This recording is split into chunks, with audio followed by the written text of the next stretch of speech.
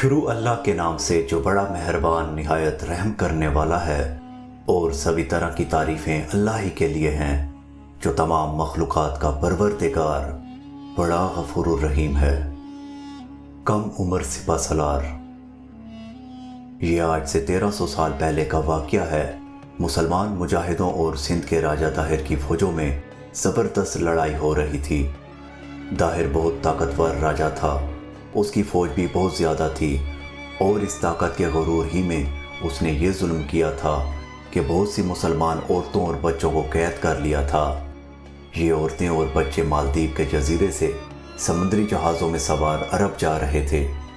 राजा दाहिर को ये बात मालूम हुई तो उसने अपनी फ़ौज भेजकर उन जहाज़ों को लूट लिया और बेगुनाह औरतों और बच्चों को कैद कर लिया। उस ज़माने में हजाज बिन यूसुफ इराक़ का गवर्नर था।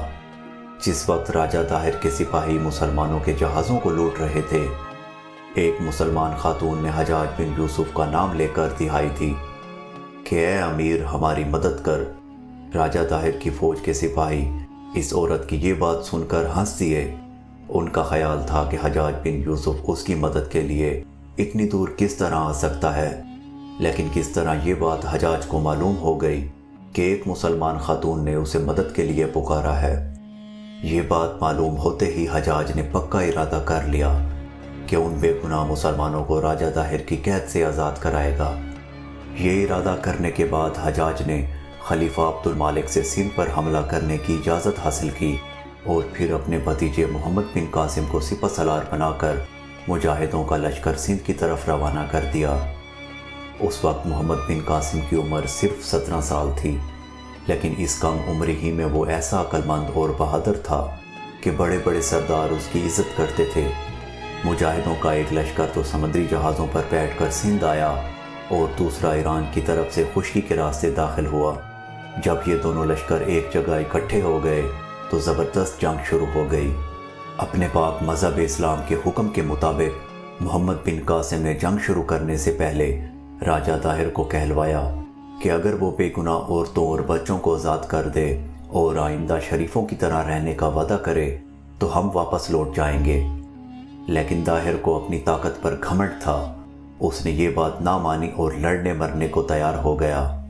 उस ज़माने में ऐसी तोपें और बंदूकें ईजाद नहीं हुई थीं जैसी आजकल की लड़ाइयों में इस्तेमाल होती हैं। फिर भी ऐसी मशीनें ईजाद हो गई थीं जो बड़े बड़े पत्थर काफ़ी फासले तक फेंक सकती थी। इन मशीनों को मंजनीक कहते थे।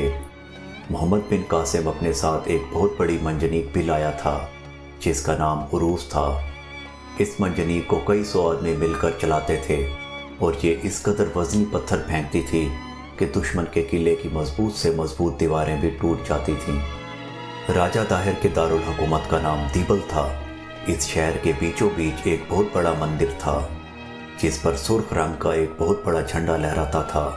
हिंदुओं का अकीदा था कि जब तक ये झंडा लहराता रहेगा कोई दुश्मन दीबल पर कब्जा न कर सकेगा। किसी तरह ये बात मोहम्मद बिन कासिम को भी मालूम हो गई। उसने अपनी फ़ौज के सरदारों को हुक्म दिया कि जिस तरह भी हो सके इस झंडे को गिरा दिया जाए। उन्होंने उरूस के ज़रिए इस तरह पत्थर बरसाए कि ज़रा देर बाद ही मंदिर पर लहराने वाला झंडा गिर गया। झंडे के गिरते ही राजा दाहिर की फ़ौज का हौसला टूट गया। फिर भी राजा दाहिर बहुत हिम्मत से लड़ता रहा, लेकिन हौसला हारी हुई फ़ौज तो गिरती हुई दीवार की तरह होती है। आखिर दाहिर की फ़ौज के सिपाही मैदान छोड़कर भागने लगे और मुसलमानों ने ज़ोरदार हमला करके उन्हें तबाह कर दिया।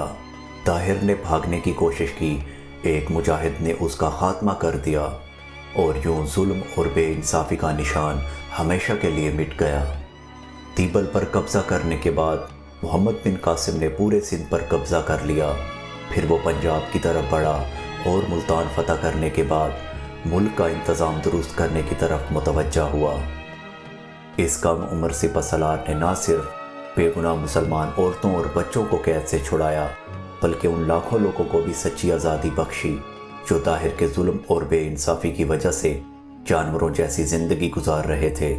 उसने ऐलान कर दिया कि इंसान होने की हैसियत से सब लोगों का रुतबा बराबर है, अब किसी को कम दर्जे का ना समझा जाएगा।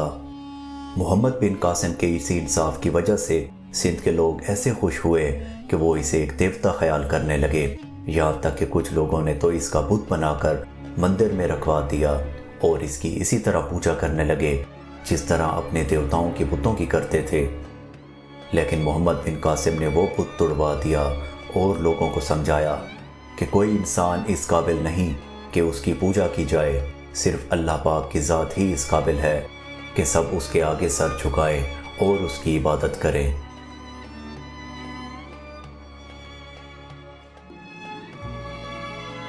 اگر آپ کو یہ ویڈیو پسند آئے تو اسے لائک اور شیئر کیجیے، کسی بھی قسم کے سوال اور اظہار رائے کی خاطر کمنٹس کیجیے، اور مزید ایسے دلچسپ ویڈیوز دیکھنے کے لیے ہمارے چینل واصف علی ٹی وی کو سبسکرائب کریں اور ساتھ میں بنے بیل آئیکن پہ لازمی کلک کریں۔ اللہ نگہبان۔